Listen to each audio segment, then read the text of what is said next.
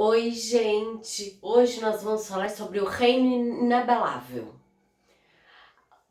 Por exemplo, um universitário fez uma pergunta para os seus alunos, né?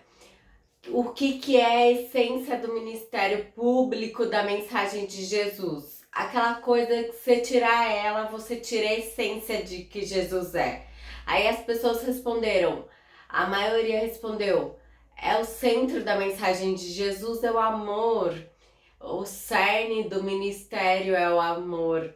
Aí a segunda resposta que a maioria das pessoas deram foi perdão. É tudo sobre perdão. Aí outra resposta foi a salvação. Mas na verdade, 3 alunos de 40 deu a resposta certa, que era o reino de Deus. Qual é a mensagem principal que Jesus veio trazer na Terra? É o reino de Deus. Por que é tão importante a gente entender o que é o reino de Deus? Porque é a mensagem central de Jesus, que deve ser a nossa mensagem central. Salvação é importante, perdão é importante, amor é importante, mas tudo está dentro de algo maior, de um contexto chamado Reino de Deus. E é isso que nós estamos convidados para participar. Em Marcos capítulo 1, versículo 14 e 15, isso é o resumo, é este. E depois que João foi entregue à prisão, veio Jesus para Galiléia, pregando o evangelho do reino de Deus e dizendo: o tempo está cumprido e o tempo está próximo. Arrependei-vos e crei no evangelho. É o resumo da mensagem de Jesus. Desde o ministério que ele começa até ele entregar sua vida na cruz, ele estava anunciando o tempo e que ia se cumprir, né? As profecias se cumpriram do Velho Testamento. O reino estava aqui, ele estava em cena e isso era para valer. Então é por isso que vocês deviam se arrepender e crer nas boas novas, que é as boas novas do reino de Deus, visando só o ensino e a demonstração do reino de Deus. Ele estava falando com as multidões, ele estava anunciando e demonstrando o reino. Como que ele demonstrava o reino de Deus?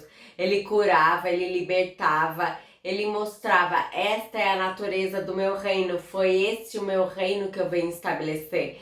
E a gente encontra resumos similares em Mateus 4, 23, nos evangelhos Mateus, Marcos e Lucas. O reino de Deus é a mensagem central.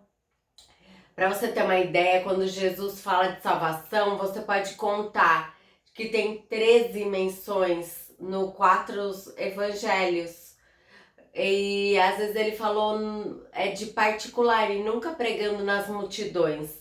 Quando ele menciona o reino, ele faz 109 menções.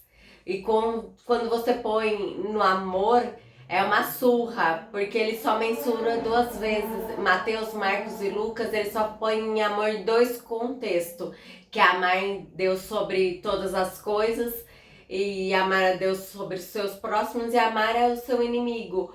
O cerne da mensagem de Jesus não era o amor, era o reino de Deus, porque dentro do reino está o amor.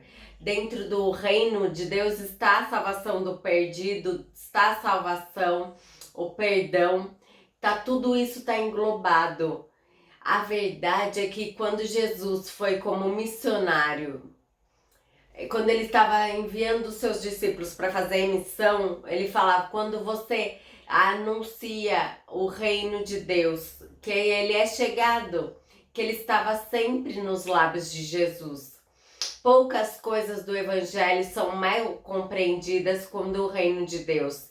A mensagem central de Cristo, ela passa despercebida pela igreja, pelas nossas mentes, porque nós estamos preocupados com coisas que estão dentro do reino de Deus, mas não é a mensagem central. O que tem nos atrapalhado a entender o reino de Deus? A primeira coisa que atrapalha com que a igreja tenha noção do que é o reino é barreira de linguagem.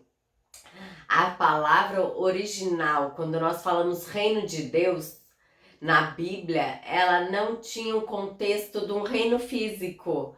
Quando nós falamos sobre reino, é o reino da Inglaterra, Reino Unido, a gente imagina um espaço de terra. Mas o reino de Deus, ela não está se referindo a um lugar, a um período de tempo.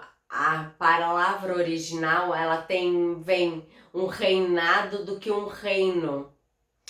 O reinado do rei João tal, por exemplo. Essa é a conotação de reino aqui na Bíblia. O reino de Deus é chegado, ele está falando o período de governo de Deus sobre a terra começou. Ele não está falando sobre aonde Deus vai chegar nesse lugar aqui fisicamente aonde eu estou. É no período de reino de Deus é sobre a terra. Isso significava o final do reino de Deus aqui na terra. Isso é importante porque quando nós entendemos o reino de Deus, nós se tornamos dentro dele e nós sabemos que nós servimos o verdadeiro rei sobre todas as nações, que tem poder sobre a terra. Nós deixamos de ter medo e nós nos movemos em ousadia para dominar e manifestar o reino de Deus aqui na terra. Outra coisa que nos atrapalha muito para a gente entender o reino de Deus são os paradoxos do reino. O reino de Deus, ele é um reino de ponta de cabeça que não faz sentido para a mente humana. Quanto mais a gente tentar entender, a gente vê que a gente não entende. Ele é um reino, se você olhar em Mateus 20:16, onde os últimos serão os primeiros. Como assim os últimos são primeiros? Os últimos serão os primeiros e os primeiros serão os últimos. Muitos serão chamados, mas poucos serão escolhidos. A gente vê a natureza do reino super diferente da lógica humana. Ele não é dessa terra, ele é espiritual, não é natural. Isso é outro paradoxo. Você não pode pegar com a mão, você não pode sentir com as suas mãos. Ele é algo espiritual. É um governo espiritual sobre a terra. Outro paradoxo que nós não entendemos é a exaltação e da humilhação. Aquele que procurar se exaltar será humilhado. Aquele que será humilhado será exaltado. Isso não faz sentido para a lógica humana, mas faz sentido não para Deus. Jesus era um mestre, ele é 100% Deus, mas 100% homem. Mesmo assim, ele sendo 100% Deus, ele lava o pé dos discípulos e ele ensina. Portanto, aquilo que se exaltar será humilhado e quem se humilhar será exaltado. Mateus 23, verso 12. Isso é um paradoxo.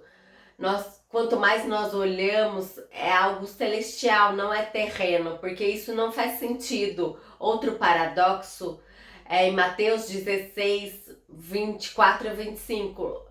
Esse é de explodir a nossa mente. Ele disse: se alguém quiser vir após mim, se renuncie a si mesmo, tome sobre si a sua cruz e me siga. Porque aquele que quiser salvar a minha vida, perdê-la. Quem perder a sua vida por amor de mim, se achar lá. Então, se eu perder minha vida, daí eu encontro ela. Esse é o paradoxo do reino, porque quando nós perdemos por amor a Cristo, nós encontramos a vida verdadeira. Isso não faz sentido. Essas coisas que subvertem a lógica humana entra na nossa mente e não faz sentido para o homem natural. E nós só conseguimos entender essas coisas espiritualmente. Dentre todos esses exemplos que nós mostramos, as distinções ao estabelecer o reino inabalável, nós percebemos um destaque: a vinda do Messias, com um número de promessas de que um rei viria para governar Israel. Os judeus, as expectativas é que viria um cara, um governante, um militar, ele ia libertar do Império Romano e ia voltar para as glórias do rei Davi, porque o rei Davi foi o melhor rei da história de Israel e ele estabeleceu a comparação para como seria o Messias. Ele seria dali para cima, porque ele ia transformar a minha realidade. ele ia vir cheio de glória, honra, poder. Jesus não se encaixa nessa descrição. Ele vem como um carpinteiro, ele nasce numa manjedoura. Como você não se enquadra na minha descrição de Messias? Por isso que eles várias vezes mostram um sinal. Porque não é simplesmente que eles queriam ver um milagre. Mostra-me um sinal porque o Senhor é o Messias, porque eu te vejo curando, ensinando no seu próprio nome, mas você não se enquadra naquilo que eu acredito que o Messias tem que ser. Você é um servo, você é filho de um carpinteiro, anda com um pecador. Você tem 12 homens que são pescadores, não são influenciadores, não são relevantes. Você não tem um exército, como você está falando que o seu reino chegou? Então é o maior paradoxo do Messias, porque ele não se enquadrou nessa visão humana. Então até mesmo João Batista, que o batizou, que anunciava que ele era o Messias, ele mandou seus discípulos perguntar para Jesus: você mesmo o Messias ou nós temos que esperar outro? Então nós entendemos que as expectativas, nem mesmo os seus próprios discípulos compreendiam a natureza do Messias.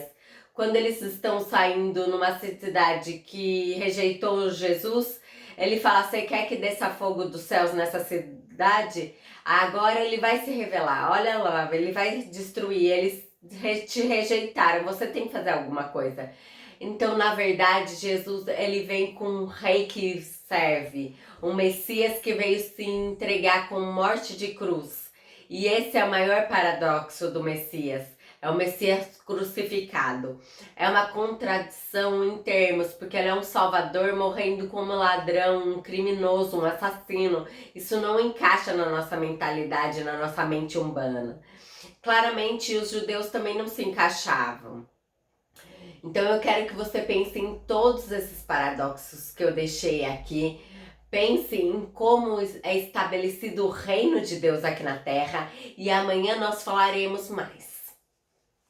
Dê um like, se inscreva no nosso canal. Até!